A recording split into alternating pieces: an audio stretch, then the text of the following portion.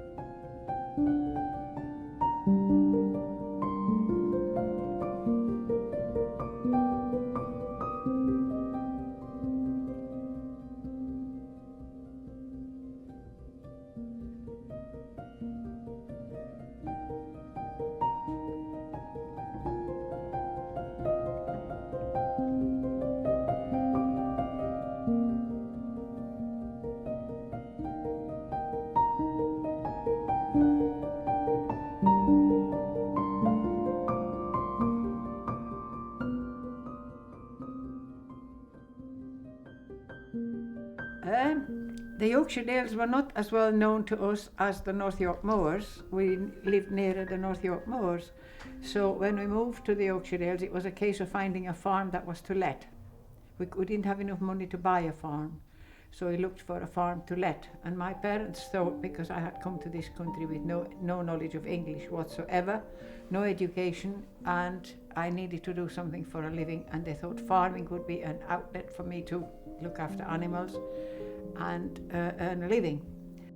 So we rented this farm, and we were somewhat disadvantaged when we took it on, because we didn't know the English law as one should have done. The responsibility of building this place up fell to us, the tenant, rather than to the landlord, which it should have done. So right from the start we had to, as we earned money, put it straight into the farm to make it workable.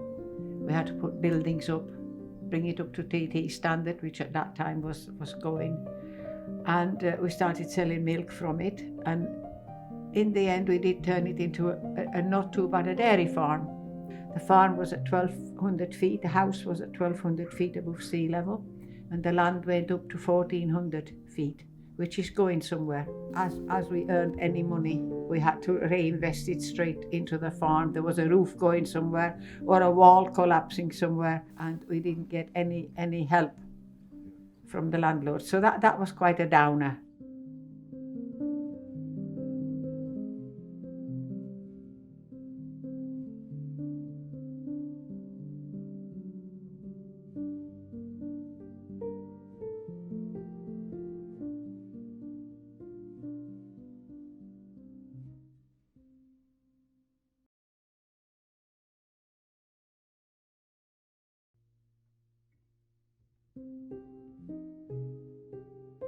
We lived in the wrong place at the wrong time, and we suffered as a lot of people in Europe suffered. We were overrun by the Russians. I mean, Hitler went across our country first of all to go to Russia, and then they had a problem in Russia, lost a lot of people, and were beaten back. This swift Russian advance has struck the German army a crippling blow, ranking with Stalingrad in the number of men involved. But there were stories coming through about how brutal the Red Army were behaving and how badly things were going for the civilian population. I was too young to really understand it all, to understand the bigger picture of what was happening, the war and so on.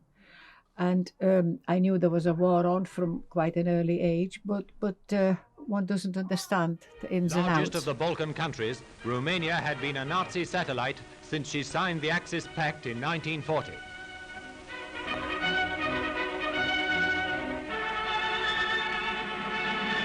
In the autumn of 1944, the first Russians came through our part of the world. When the first lot of Russians came through, their heavy guns and tanks and everything went on the main road.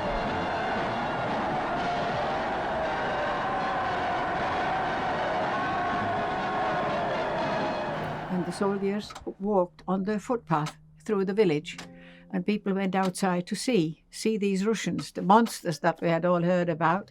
They had horses and whatever you call these guns that were pulled by horses, and they were looking for accommodation for their horses and some hay. So they went to the bigger farms and they called on my grandparents and asked if they could have a bit of accommodation for the horses and some hay. And they said, yeah, sure, you can have that. And they were so nice, that the Russian people were so nice and tried so hard to communicate with everybody. You know, people kind of relaxed a bit and they said there's not going to be too many problems here. In the first towns taken by the Russians, townspeople were apathetic. 4 years of semi-starvation under the Axis heel has had its effect.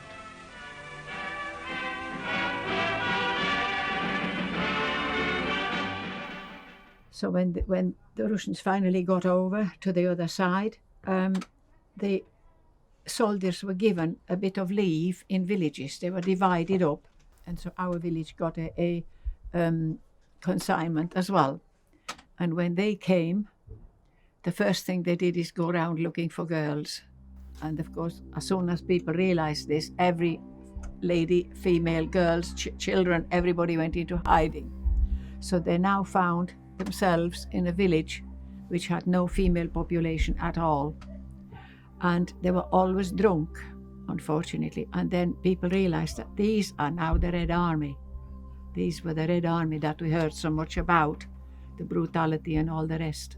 They were very drunk most of the time and started to behave very badly. They went into people's houses and there were photographs on the wall, as you would have. Unsuspecting, you didn't take any photographs down.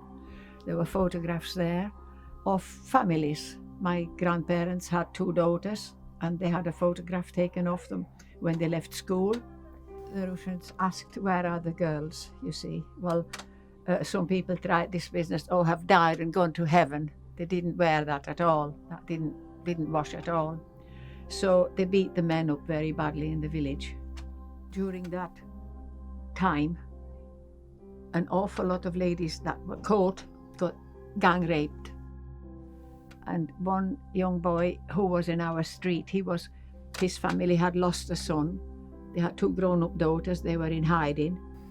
And the Russians came across the lady. She said she's not going into hiding. Somebody needs to feed the family, bake bread, bake cakes and feed them all, make food. And so she got gang raped and the little boy had to watch. And he was so badly affected by this, he never spoke for a long time. And when he did start to talk again, he spoke with a very heavy stammer, which he still has to this day. He's still around, as far as I know. He's still around. The Russians came round to gather people. They had prepared lists and everybody between 18 and 45 was on the list. My granddad Frank, my mother's father, was on the list. He was over 45 slightly, but not that much. They took him as well. They came round early in the morning and they made everybody aware that the village was surrounded by armed guards. Anybody trying to escape would be shot dead. I can remember the man coming, a Russian soldier coming and taking my mother. And I hung on to her, and he became quite rough when he separated me from my mother. And they took them all to the school. They gathered them at the school. And so I was promised by my grandmother that a bit later on we'll go and see your mother again at the school, because that's where they all were. And so later on we did go, and I ran straight over to where my mother was. She had her suitcase there and she had a coat on, her own coat, and then another coat on top, which was my dad's fur-lined coat, because they knew where they were going. They knew they were going to Russia. And then at one point, the man with the flat cap, I always remember that the ranking officers had the flat cap, and the others were just armed guards everywhere, and they were all mostly women and small children that were there, and old people. And he said, it's time to go. So we had to go leave the classroom, go outside into the school yard, and then onto the pavement. And so on that pavement, when we were on the pavement, that's where they separated the mothers and the children, and that was the cruelest sight you could ever see.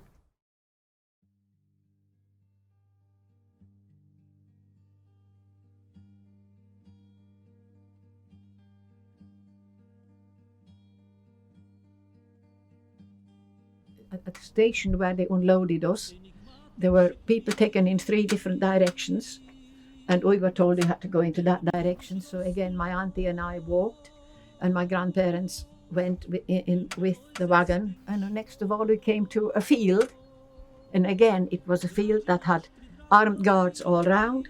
They opened up, let you in, and then closed up again. Now stay here. And that was the field, what was to be home for the next 5 years, in a field. First of all, we made holes in the ground, and they cut down some small acacia trees or bigger trees and cut the branches off, and that made a sort of roof over the hole in the ground. And then we put soil, the soil that was taken out of the hole was put on top of the acacia branches. And if you bribe, if you know which person to bribe, you can buy your way out of trouble. But the Franks weren't given any offer that way. They weren't given a chance to bribe. So we had to go. But there were families that were very wealthy and not members of the Communist Party that should have been taken, but they weren't. And it later emerged that there were ways of bribing your way out of it. My grandparents were there for the whole 5 years, and my dad's parents were in another camp for the whole 5 years.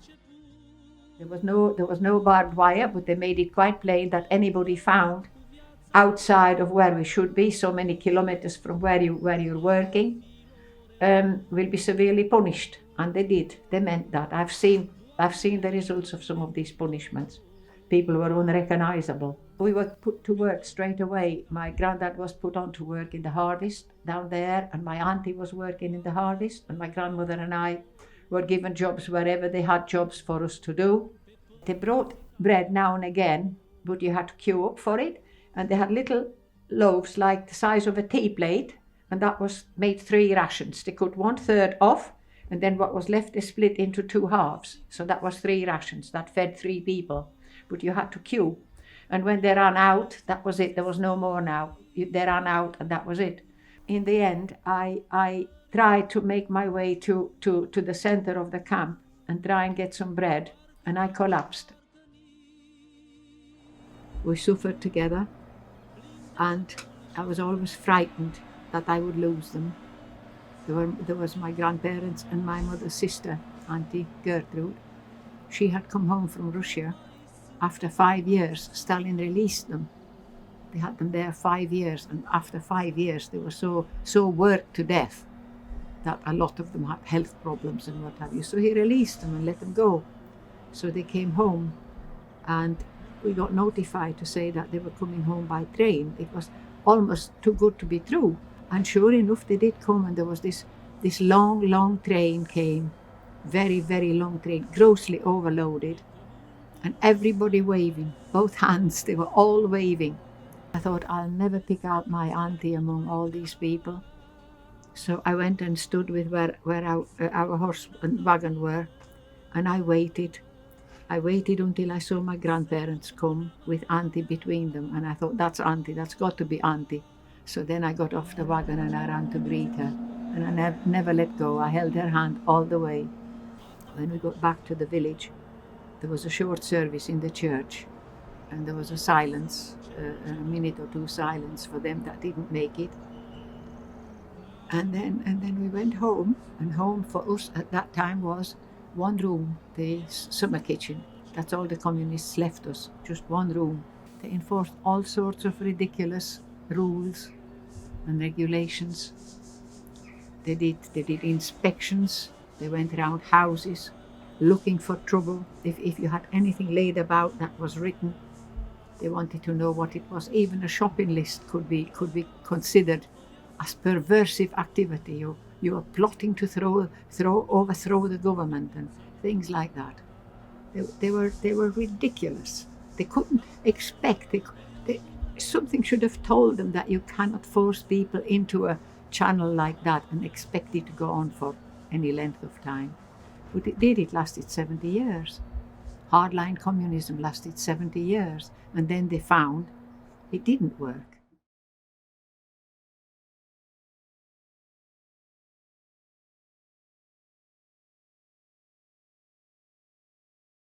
The Red Cross were involved, the British Embassy were involved, because when we were deported, I was 9 years old, My parents were already in England then. Somehow or other an application was made to bring me to England to join my parents.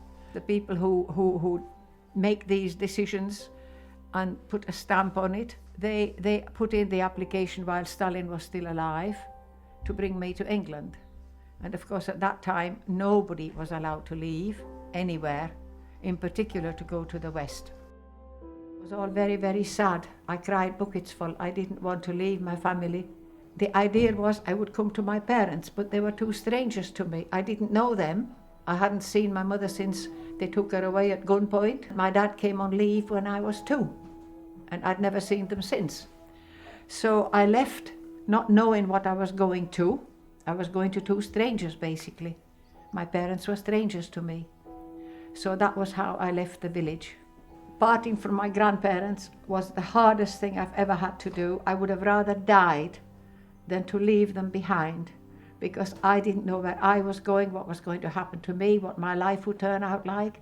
I didn't know how they would fare.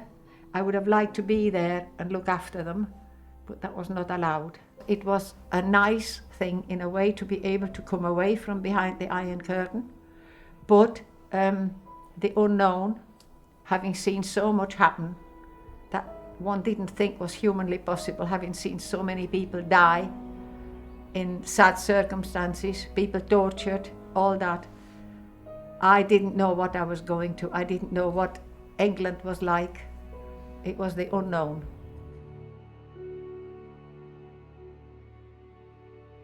Well, the childhood was over as soon as the Russians came and took my mother away, and my auntie and my granddad.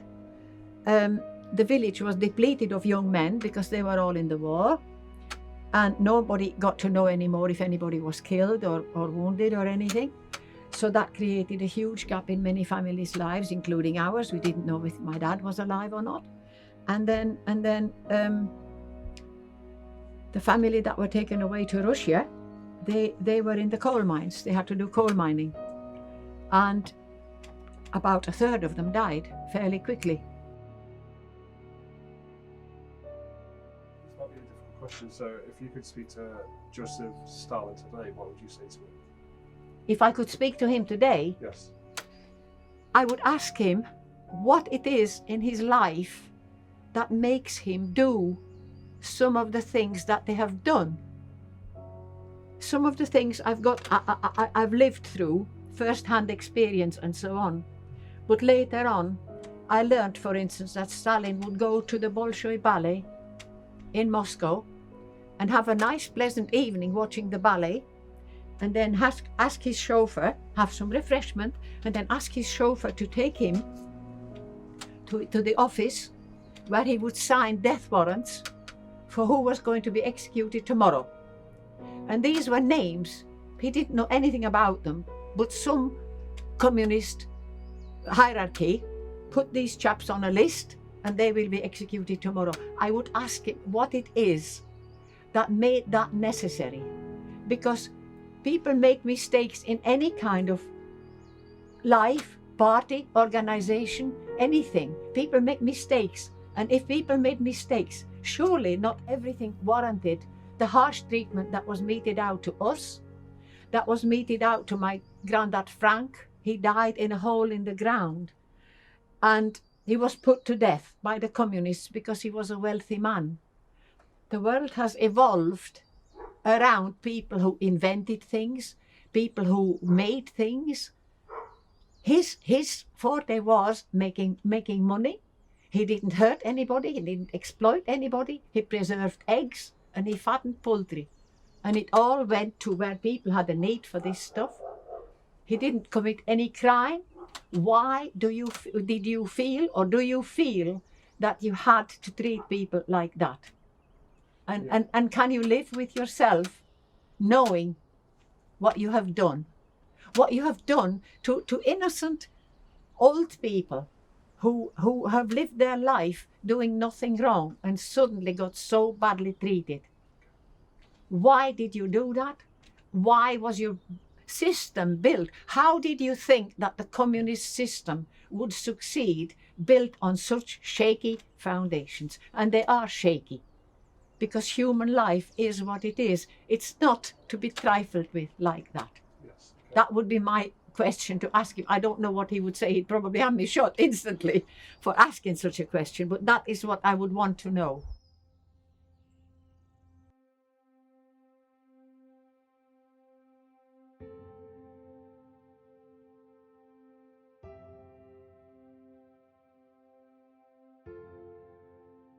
I felt I needed to tell my story. And it's surprising when I gave talks to people about my book and my story, how I came to England and why I came to England. They would say, we had no idea. We really had no idea that all this was going on while Britain was rebuilding its country, and so were other West countries, rebuilding after the war, getting back to some kind of normal. The East was held in a hardline communist regime and couldn't improve themselves or couldn't do anything. They were just held in that straitjacket. That seemed to be wrong somehow, that nobody knew just how bad things had been.